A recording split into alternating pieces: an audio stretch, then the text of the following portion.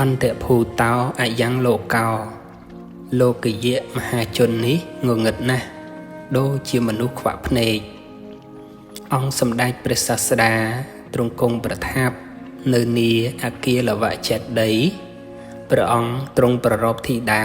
នៃជាងដំបានម្នាក់ធីតានៃជាងដំបានម្នាក់នេះចម្រើនមរណសតិអស់3ឆ្នាំតាមបណ្ដាំព្រះបរមសាស្តាក្រោយមកបានឆ្លើយនៅក្នុងមរណបញ្ហាគឺបញ្ហាសាកសួរតេតងក្នុងសេចក្តីស្លាប់ព្រមទាំងបានស្ដាប់ព្រះធម៌ទេសនារបស់ព្រះដ៏មានព្រះភិក្ខក៏តាំងនៅក្នុងសោតាបត្តិផល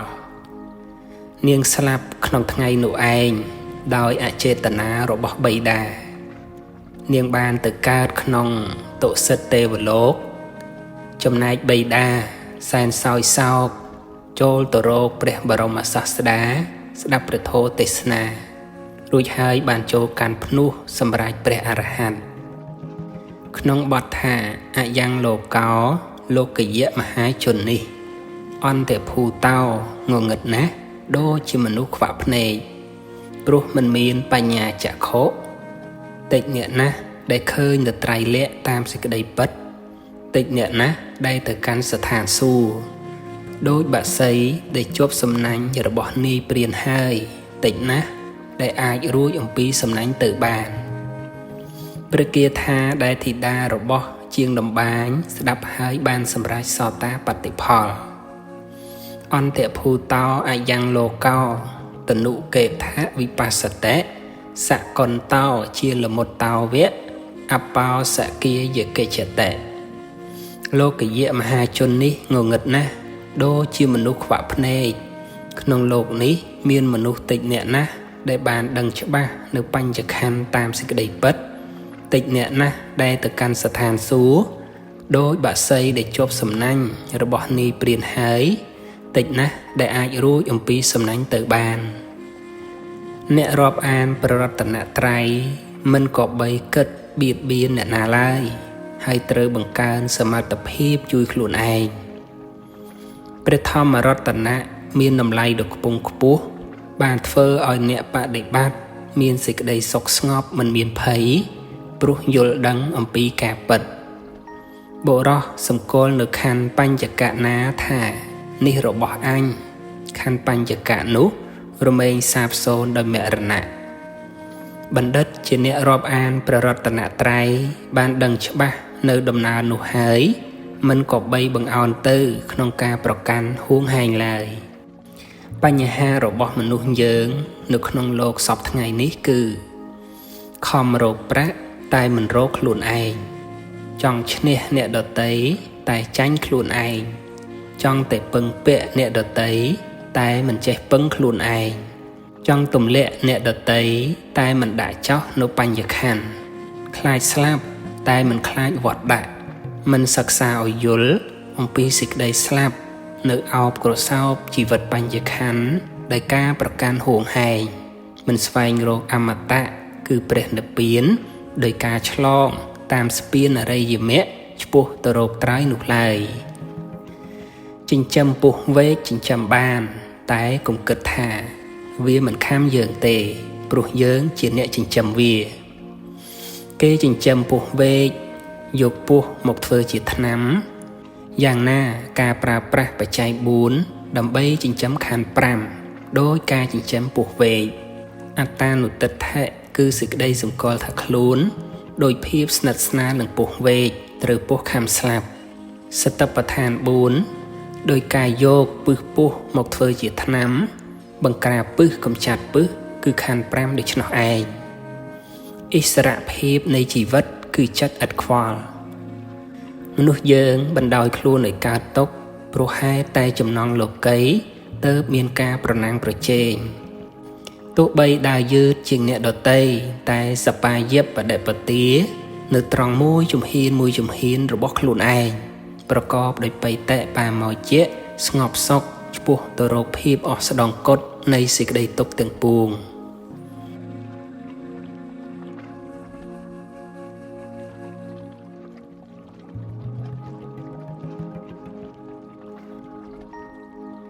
អ្នកវេកតិរិយាទេវលោកាំងវិចន្តិ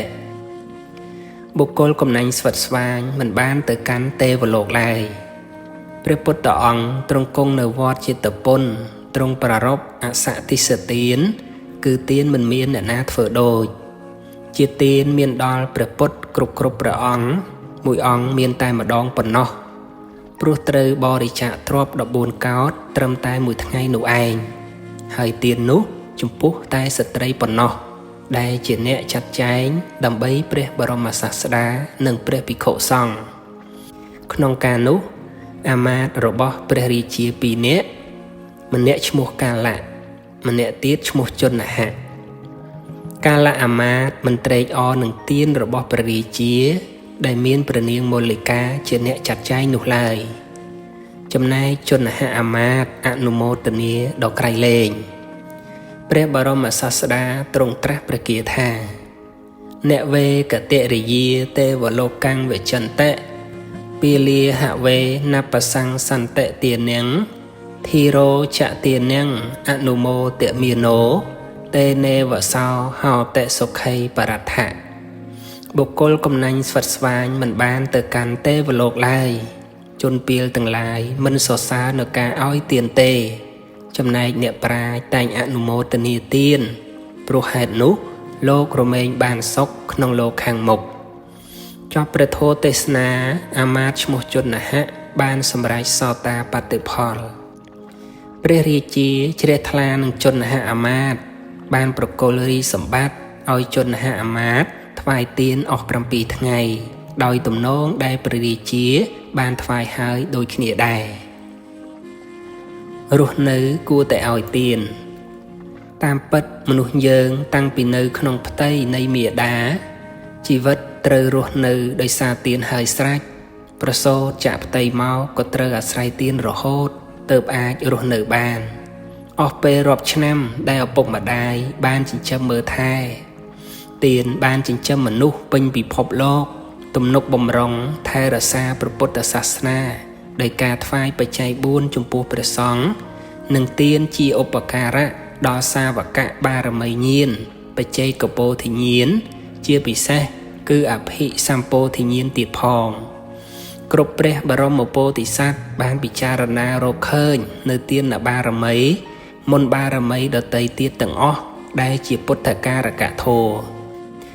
ក្នុងបញ្ញកិរិយាវត្ថុ10ក្តីទស្សពិតរាជធម៌10ក្តីព្រហ្មចរិយធម៌10ក្តីអនុពពីកថា5ប្រការមុននឹងប្រកាសនៅចតុរារិយសច្ចក្តីសង្កហវត្ថុ4ក្តីសុទ្ធតែរាប់ទានមុនធម៌ដតីទាំងអស់គុណរបស់ទានចិញ្ចឹមបុត្របរិសុទ្ធក្នុងផ្ទៃរហូតដល់ថ្ងៃបុត្រថ្លៃចាក់គោ